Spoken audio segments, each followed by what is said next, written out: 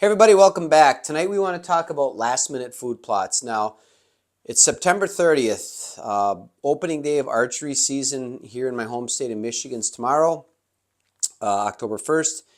I believe Iowa, Illinois, a lot of states opening their archery season tomorrow.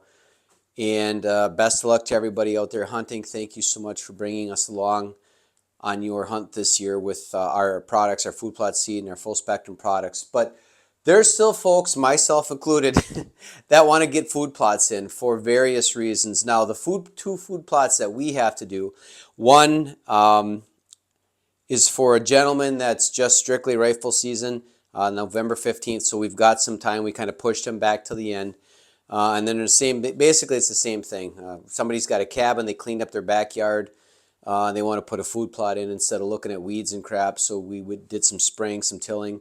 And the next day or two, we're going to go up and drill the seed in. But anyhow, last minute food plots.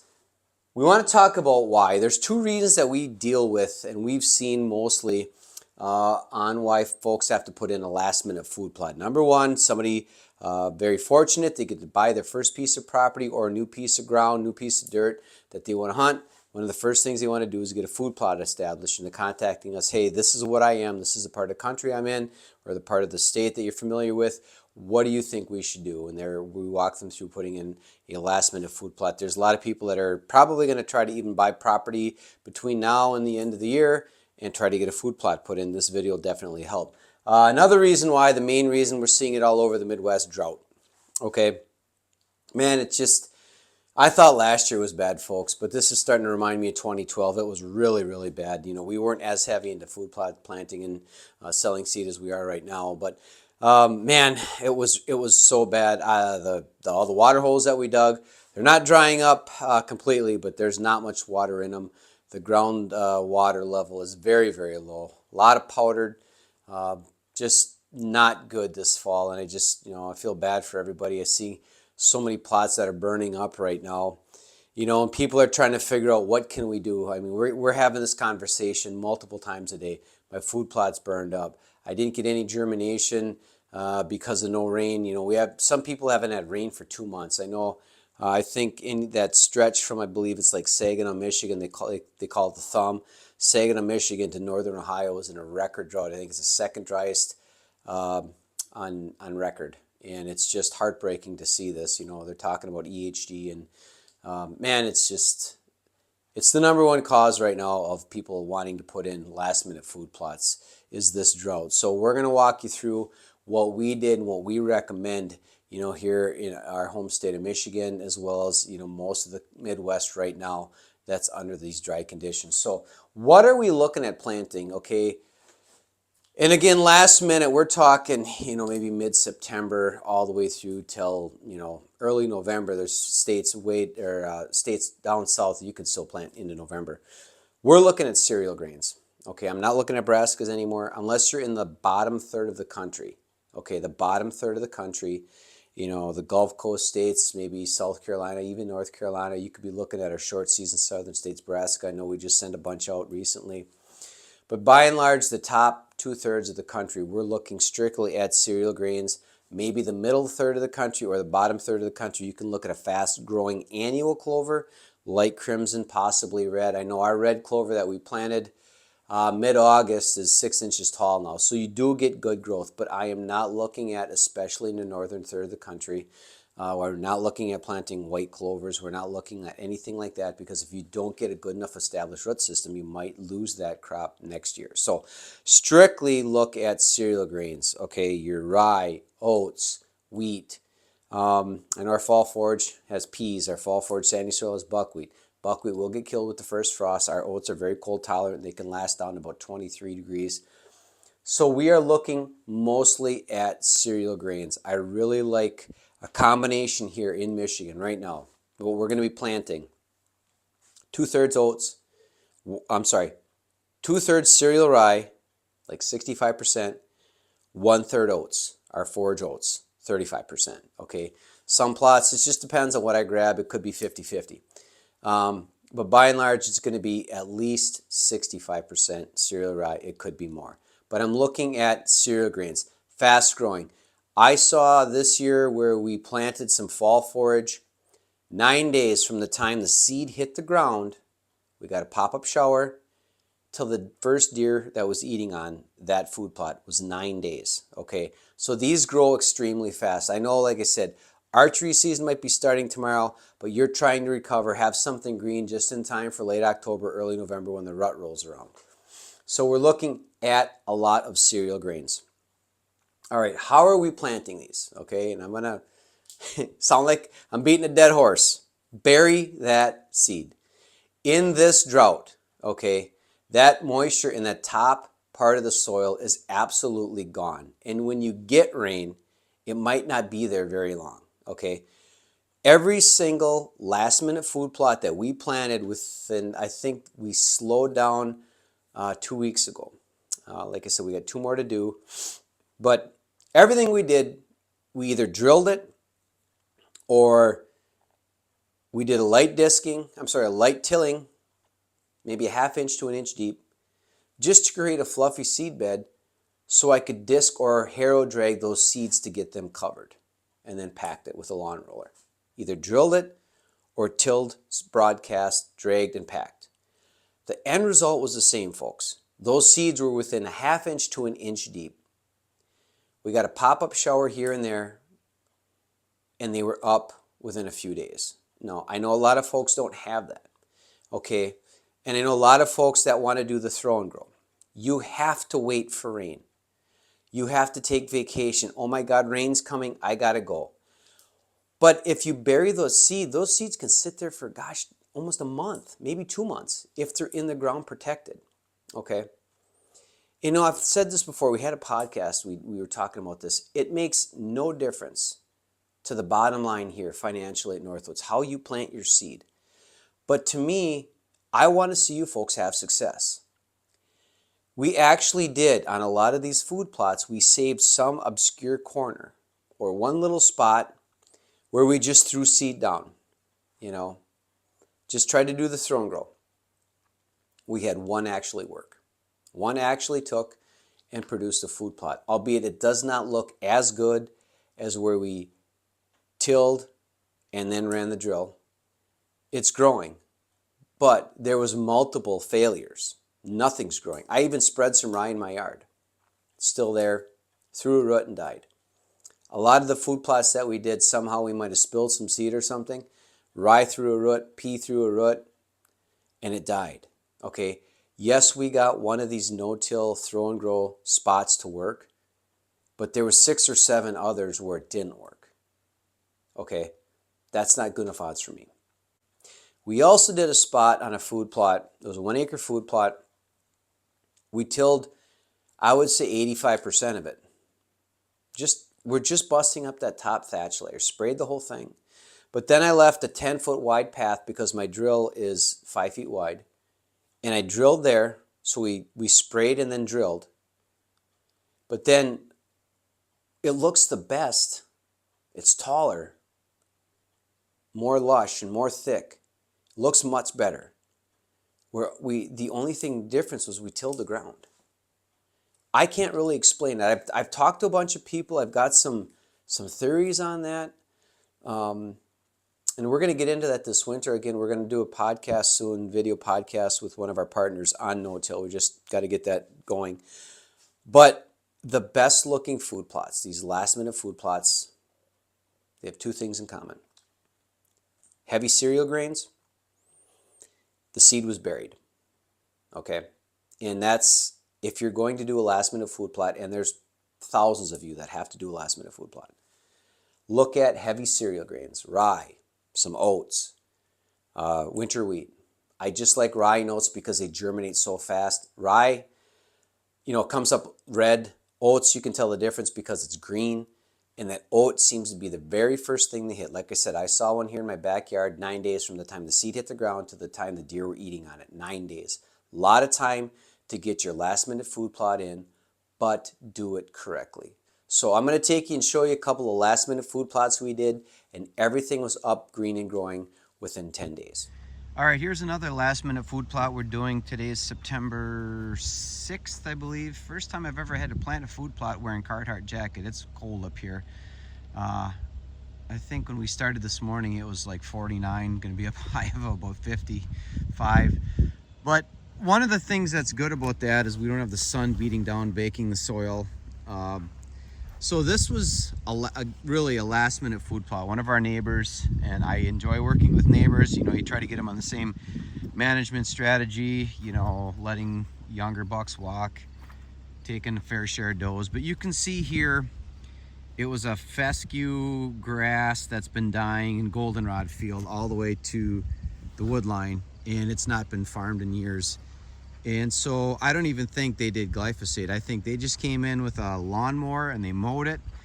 It was tilled 2 days ago, and we had a good rain 2 nights ago.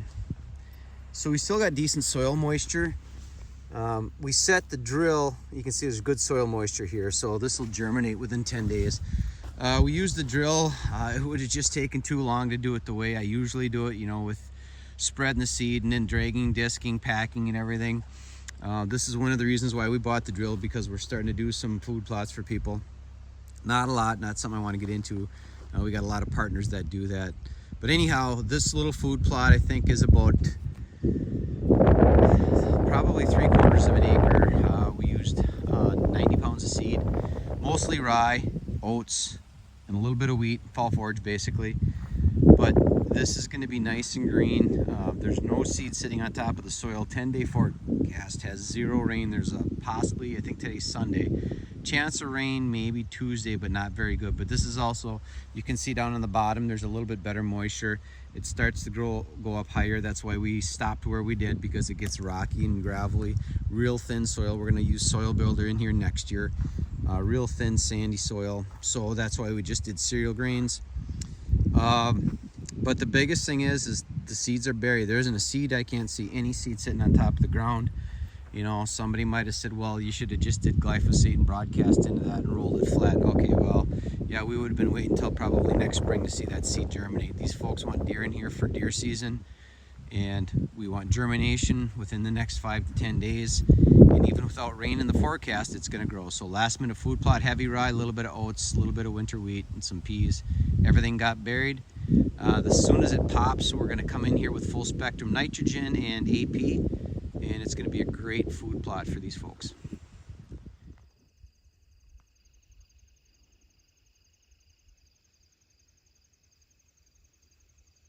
Now, I know we're talking about last minute food plots because of droughts, but I'll tell you what, folks, one of the things that are keeping our food plots looking so great in this drought is our full spectrum liquid products. On our brassicas, we're doing liquid nitrogen, liquid AP, the all-purpose fertilizer, and some calcium. Now, on our cereal grains, we're doing liquid nitrogen and liquid AP. Okay, if you want to help your food plots in this drought, you can't use granular when it's not raining. It takes a lot of rain to incorporate that fertilizer. Help your food plots, relieve the stress on your food plots. Check out northwoodswhitetails.com. Look at our full spectrum liquid products to help your food plots in this dry period. Click on the link below. It'll take you to our shop. Now this was literally last minute. This was tilled, I believe, yesterday. And just on a last minute hunch from the landowner, I saw this place 6 months ago. And I didn't really think much of it, but once I get in here, start planting, look at everything, I think this is one of those classic staging areas. We've got some apple trees here. This is an old farm, and I love these old farms. Another apple tree here. Power line running through, telephone pole. It looks like it's 100 years old. But what's really cool about this spot is old farmhouse down there. That's all big ag right here. It's all rye right now. It's greening up. But this is a awesome spot for staging area. Got mast. We just drilled fall forage. And the problem up here is it's a big point. And then it drops down into the egg fields. And I just think this is going to be a phenomenal staging area. But, you know, we're talking about last minute food plots. And again, I'm using the drill. I know everybody doesn't have a drill. It's just, I wouldn't be taking on projects like this if I didn't have a drill. I mean, this is a couple hours to put this in if we didn't. But the landowner came in and tilled it, and I said, yeah, I've got the drill. I'm nearby, so I came in and put this in quick. But I think next year this is going to be a seclusion 360 plot. You know, we can get the weeds away from the apple trees, really touch up these apple trees, trim them up, fertilize them. There's another apple tree down on the bottom, but man, it's got actually north wind. We're looking north, and there's a county road about 150 yards that way down this steep embankment. It's just a big knob in between two bottoms, and then there's a big egg field out here, man. I came back today and saw this spot, and I'm like, this place could be something special. This little plot here. I think what we're gonna do is take a little, probably Tecumseh switchgrass right along the edge here, just to kind of screen this down. But I would assume on a north wind, you're gonna have some really good cruising just down this power line here. So really cool spot. But yeah, last minute, literally tilled yesterday, planted today. Good soil moisture, should have germination quickly, and I think this is gonna be a great spot. You know, mid-October to mid-November, just a good staging area, especially when that, you can see it right through. That's all egg down there. So, really good spot, I think. Fall forage drilled at 1 inch deep. We're talking about last minute food plots today, and here's a great example of a last minute food plot. This was planted 8 days ago. We drilled the fall forage sandy soil in, and you can see it's already growing. We had one little rain on it, and this is really sandy soil. I mean, this is almost powder in here, which is why we buried the seed. So the seed selection was fall forage sandy soil, a lot of rye, and this turns into a travel corridor. There's a big alfalfa field 100 yards that way. Great staging area back here. There's activity back here all day long. Just got a mock vine put up here. But last minute food plot. Number 1, cereal grains. Number 2, bury the seed. This little guy.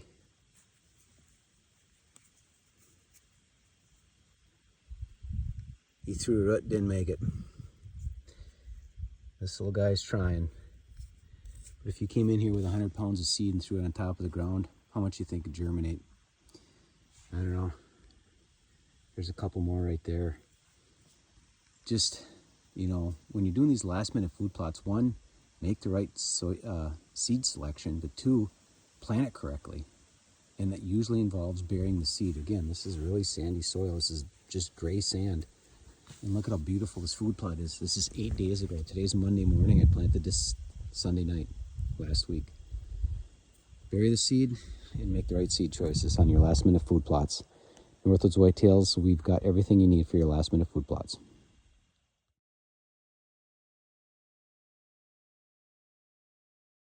So this one's kind of bittersweet. This is the last food plot of the year for us. This is that plot I was talking about, just for rifle hunting. And we tilled this up, back out a little bit here. We tilled this up a couple of days ago, and you could see, you know, heavy sod in here, but there's ground moisture about a ½ inch down. So we're gonna set the drill at 1 inch. I think actually the first pass we're gonna do east and west, and then the second pass we're gonna go north and south. And we're gonna ½ inch on east and west pass, and then the second pass north and south we'll set it at 1 inch. So the first pass will kind of firm everything up. Second pass, when we go this way, put the seed down 1 inch. So everything should be in the moisture zone, and I would think we're gonna have germination quickly. You know, I don't like to see anybody in this situation where they have to do that. And I tell folks, I hate selling you seed twice, okay? But I understand it. Mother Nature is not being very cooperative this year. And here in Menominee County, where I'm at, this just seems to be about the 4th year in a row where we get just past the 4th of July, you know, that 15th, 20th time frame, the rain just shuts off. It's very unfortunate. I don't quite understand it. You know, I'm not going to get into that whole global warming stuff. I mean, you know, it's just weather cycles, and it's just very unfortunate. We had multiple brassica plantings. They look great. The one behind the house, the deer ate to the ground, so we had to go back and we drilled fall forage, and it worked great. So I hope this helps, gives you something to think about, gives you some hope. There's still plenty of time if you use the right seed and you plant it the correct way. If you have to go out, I look at my 10-day forecast right now, I don't see a drop of rain in sight. If you have to redo a food plot and you're going to do it this weekend, get that seed buried and just walk away, okay? And people talk about morning dew. A morning dew isn't going to germinate that seed. You know what? And by some chance, if it does, that root still has to go down into that moisture zone, and the moisture zone might be 1 inch to 2 inches deep, and the root might never make it. Okay? So if you have to go out and do a last minute food plot, do the right seed, do the right method, and hopefully Mother Nature does her part with some rain. Thank you so much for watching. Hope this helps. Thank you so much for helping the channel grow, and we'll see you in a few days.